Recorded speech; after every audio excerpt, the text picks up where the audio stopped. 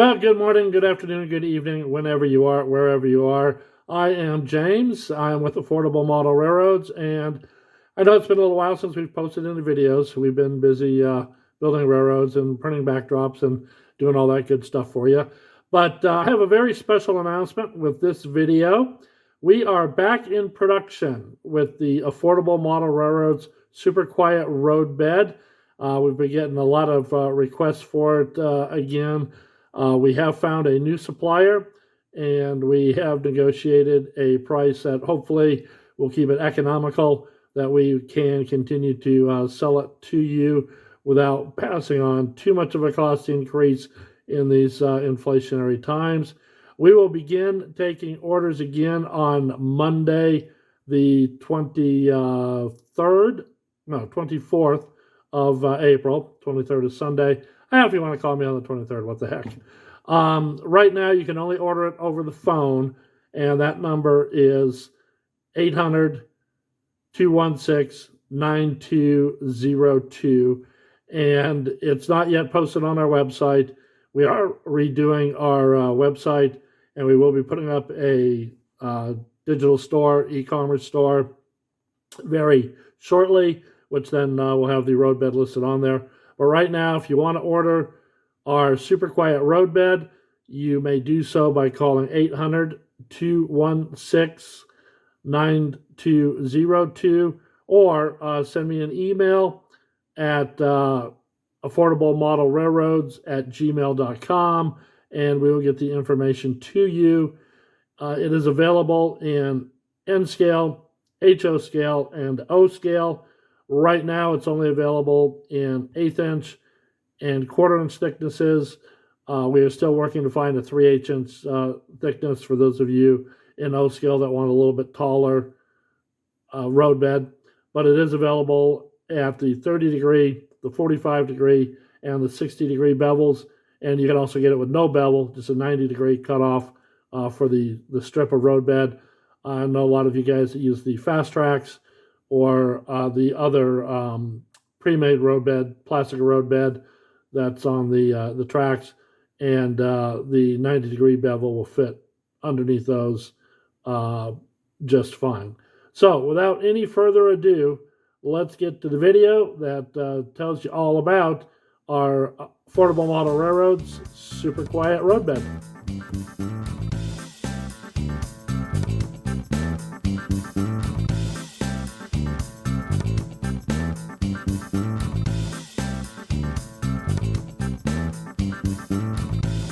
All right, good morning, good afternoon, good evening, whenever you are, wherever you are. You're watching another episode of Affordable Model Railroads. You asked for it. This is the show where we show you how we build our railroads, and that some of the things may be the same as you've seen on other YouTube videos. Some of them may be different. Some of them may be proprietary. Even if you don't hire us to build your railroad, we want to make sure you get it built right. So that's why we provide these videos for you. Hopefully you will adopt some of our techniques. We think they're the best. That's why we use them. They also are quick and efficient. And when you're building for other people, time is definitely money. So we like to save our clients as much money as we can. So we like to do quick, efficient, quality, stressing quality methods there of building railroads.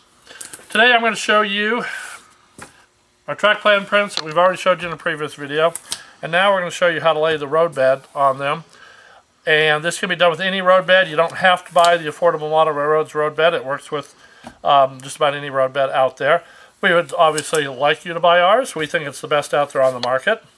We have turnout pads that fit currently all of the Walthers and the Pico turnout sizes. And we have the Pico N scale code 80 sizes also. And they fit the turnouts. And if you notice also the hole here, we have the hole already pre-drilled. You can buy it with a hole pre-drilled or with the hole not drilled for your turnout motor to go in there. Now, when we print the plans, if it's one we designed that we put in our CAD program, they will have the exact position of the turnouts on them. If it was from your design that you sent us, it all depends how accurate you were in drawing your plan. But when you lay this, when you get your print, as you can see, it lays perfectly over that turnout. And it's really, really simple to do. You just take Elmer's glue or construction glue, or you can do it with the caulking like you would the normal cork road bed. I prefer the Elmer's glue myself. And you lay it right over your turnouts. I like to start with my turnouts first because, well, it sounds like a good starting point. And you know you're always starting from 3 nice, clean, as I call it, factory edges. So, aside from your glue and your brush, the only other tools you need are toothpicks if you're laying it on foam. You can use thumbtacks if you're laying it on hardboard, thumbtacks and a little hammer to get them in. And then the glue of your choice. So, if you're laying straights, you really don't need to, I'm not cleaning a little of that glue out of that hole there.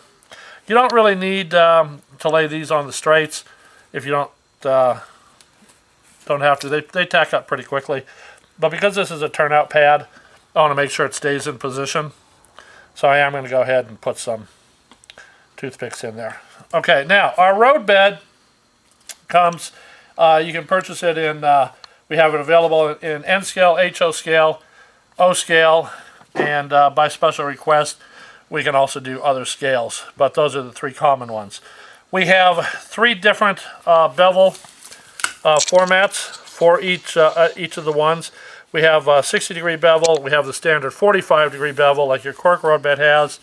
And then we have a shallower 1/8-inch bevel for doing yard sidings, places where you don't have a lot of slope to the ballast and the track is almost basically on the on your baseboard, but you do want some sound deadening.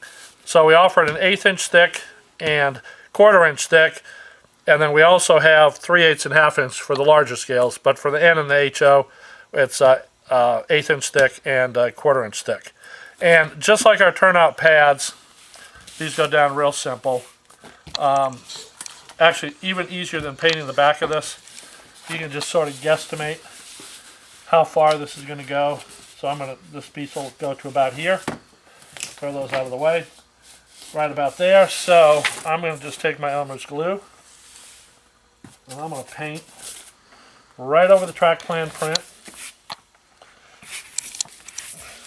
Now, this is a water-based glue, obviously, with Elmer's, so it will even soak through your print a little bit, and it'll help further stick your print down to the table.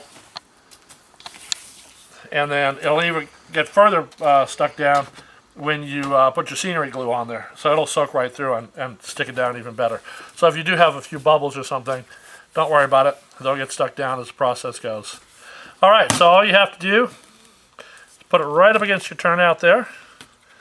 Put your toothpick in, and then you just follow. There's no center line on these. As you can see, I'm laying it in one piece. With the cork road bed, you have to take it and you have to separate it. You have to peel off all the little fuzzy things on the edge of it after you rip it. And then you got to have a center line on here. Now, we can print these with the center line only if they were done in the CAD program, or if the center line is drawn on your print. If you drew the center line, we can do that. But this way here, as you can see, these are just about exactly, and again, it depends on the road bed, but as you see, that matches the width of the Affordable Model Railroad's foam bed, the super quiet foam road bed, as we call it, and it matches that perfectly. So you just keep coming around your road bed here, putting your toothpicks in where you want them. The nice thing with foam, as opposed to cork, both foam and cork, if you hit them, you're going to get a little bit of noise. But hopefully on your road bed, you're not hitting it with anything, because otherwise that means your trains are riding really funny. What you want to reduce in road bed is vibrational noise, and the vibration running over the track, you don't want it transmitted to your baseboard, your plywood, or your benchwork. And so the one advantage that our synthetic foam here has is that it is much better at absorbing vibrational frequencies vibrational noise than the cork roadbed is. Cork tends to be quite a bit denser, and so it will transmit the noise through it, the vibrational frequencies. If you pound on it, it's about the same, but the vibrations get absorbed by the foam. And for that reason, you can actually leave your pins in here, whereas with cork roadbed, you want to pull them out because that vibration will actually transmit through the cork a little bit into your nail and right down into your benchwork. But because this foam absorbs the transmission of the vibrations, it won't get to your pins, these pins here. So if you want to leave those in and save yourself some time, all you have to do is find some sort of a cutter that'll cut the toothpicks. Track cutter does really nice. And you can leave those in there. And that'll save you time, because then, like the cork, you got to come back and you got to pull all the pins out or pull all the nails out, whatever you use to secure it down. You don't have to. You can just go through with track clippers and clip these all off and walk away from this. And when you come back, it'll be nice and glued in place. So, and again, you can see how quickly, I mean, even as I'm talking and explaining and laying everything out here, it lays down really quickly. So you can just blast through this. Now, we do have an alternative method for those that don't like using glue. We can use this double-sided tape that we have here. And let me pull off the part that's gotten dirty there. And you can cut it into little strips. And you can do this sitting on the bench, or if you got a club layout or whatever, you got people helping you, you can assign one guy to just do this while other people are doing other stuff. You just come down and take a bunch of roadbed, sit at the bench work, and lay this double-sided tape on here. And we do sell this double-sided tape too. We have tried several types of double-sided tape, and we've decided that this is the best here, the one that we sell. Some of them you want to be careful. They stay flexible, and if you get a flexible double-sided tape, then it will always want to try to straighten out on you. You don't want that. You want to make sure it retains your curves nice and cleanly. So, and make sure you get it kind of close to the ends there, so your ends get down nice and tight. Now, if you have fingernails, this is easy. If not, you can use the head of a pin or the point of a X-Acto knife, and just peel these off when you're ready to go. And the longer this tape stays on here, the longer it will continue to cure, and it'll actually hold more aggressively up to 7 days after it'll continue to get more aggressive and hold actually better up to 7 days after you lay it. So you don't have to worry about, well, yeah, it looks great now, but as soon as the video is done, is it all going to peel back up? And your answer is no, because it'll actually, from the curing of the tape, the hold actually gets stronger over first week or so that you put it on there. It's kind of like painter's tape. You put painter's tape on the wall, and if you pull it up right away, you get a nice clean edge. But if you keep it up on that wall for a week or so, man, try getting that stuff off in one piece. The key to this is being able to get a fingernail or something between the backing paper. And as you can see, I don't have much in the way of nails here. I try to keep them trimmed back so I don't get all kinds of paint and stuff underneath the nail as I'm working. So I'm probably not the best person to do this, or I should have had an X-Acto knife ready to do it.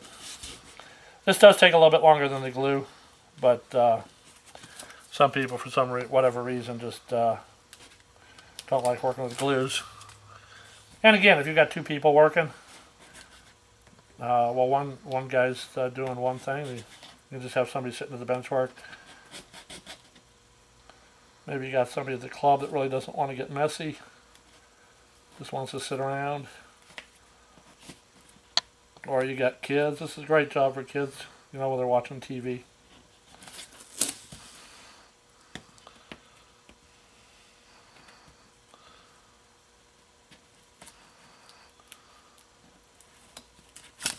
I'll get Ian to speed that part up so it won't look like it took me so long.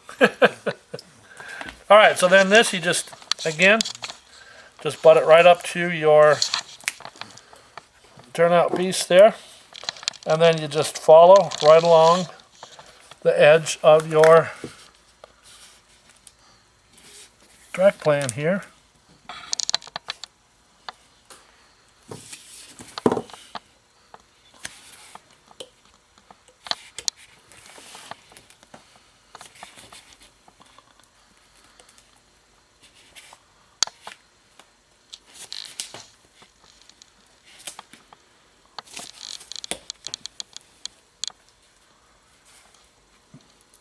So it takes a little bit longer than using the glue method,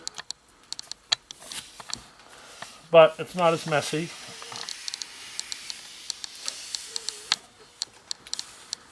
There you go. And if you're one of those people that just doesn't trust tape or adhesives, you need mechanical fasteners, again, you can always stick the toothpicks in there if you're using foam. Or you can use actually a brad nailer if you want to do it that way. And again, because it doesn't transmit the vibrational frequencies, you don't have to worry about pulling those brads out. Alright, so hopefully this will help you speed up the construction of your roadbed, the construction of your railroad, by quickening how you lay your roadbed, and actually how accurate you can get it on the track plan. You can already see that's already tacking up really, really good there. It's not moving much at all. So, we will hopefully have another video for you posted. We're going to try to post these again approximately every week or every 2 weeks. So be sure that you subscribe to the channel if you like an idea here and there that we present to you. And then you can check out more of them. And so definitely go ahead and subscribe and give us a thumbs up and a like or whatever they've got up there these days to tell us how much you love us. Alright, thanks for watching, and we'll see you next time on You Asked For It.